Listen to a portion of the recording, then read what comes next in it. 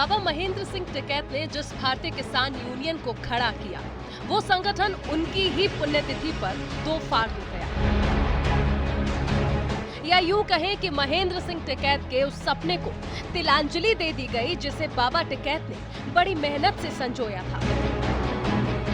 संगठन में अलगाव भी ऐसा हुआ कि उनके साथी भी कह रहे हैं कि टिकैत ब्रदर्स अपने इरादों से भटक गए हैं। महात्मा टिकैत किसी भी राजनीतिक दल के न समर्थक थे न विरोधी थे। उनका सपना था कि जो किसान अनाज उत्पादन करे वो महंगाई के अनुपात में उसको फसलों का दाम मिले। आज किसानों की कोई बात नहीं कर रहा है और आज किसान उस दशा और दशा में पहुंच गया है कि आत्महत्या करने को मजबूर है।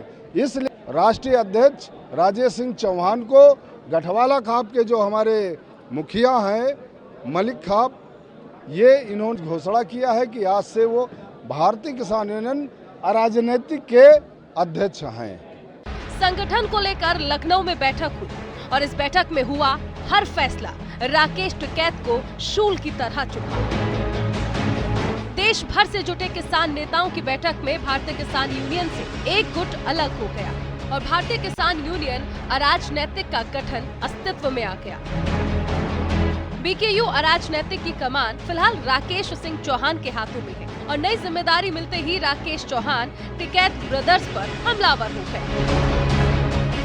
मैं 7-8 साल से बराबर कुछ न कुछ मुद्दों पे मेरे उनके वैचारिक मतभेद बनते रहे और मैंने उनको समय समय पे संगठन को सही दिशा सही दशा देने की बात कही, पर उन्होंने अपनी हर दर्बता पे हमारे जैसे तमाम लोगों की बातें नहीं सुनी। 13 महीने आंदोलन हुआ, उस आंदोलन को भारतीय किसान यूनियन और संयुक्त मोर्चा ने जीता, जो आपके सामने है। फिर मेरी बात हुई कि अगर सरकार ने बिल वापस कर लिया है तो हमें किसी राजनीतिक दल के पचड़े में नहीं पड़ना। आपने देखा होगा कि पूरे प्रदेश में उन्होंने पीसी की, पूरे प्रदेश में उन्होंने एक दल विशेष को टारगेट किया और एक दल विशेष को सपोर्ट किया, जो भारतीय किसान यूनियन और महात्मा टिकैत के सिद्धांतों से बिल्कुल विपरीत था। बीकेयू में जो फूट पड़ी है उसकी कहानी पुरानी है। दरअसल राकेश टिकैत को भारतीय किसान यूनियन में बगावत का अंदेशा पहले से ही हो गया था। तभी तो राकेश टिकैत 2 दिन से लखनऊ में डेरा जमाए हुए थे और किसानों को मनाने में लगे थे। लेकिन किसान नेता और कार्यकर्ताओं ने मानो इस बार ठान लिया था कि टिकैत के घड़ियाली आंसुओं का फर्क अब उन पर नहीं पड़ेगा।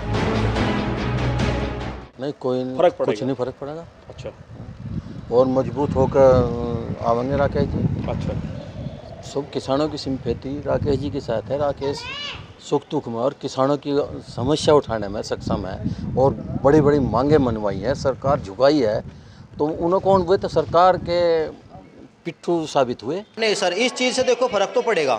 हाँ, क्योंकि फर्क इसलिए पड़ेगा क्योंकि सभी पहले किसान केवल एक संगठन के साथ थे, अभी संगठन अलग अलग हो गया है, तो इससे फर्क पड़ना तो लाजमी है।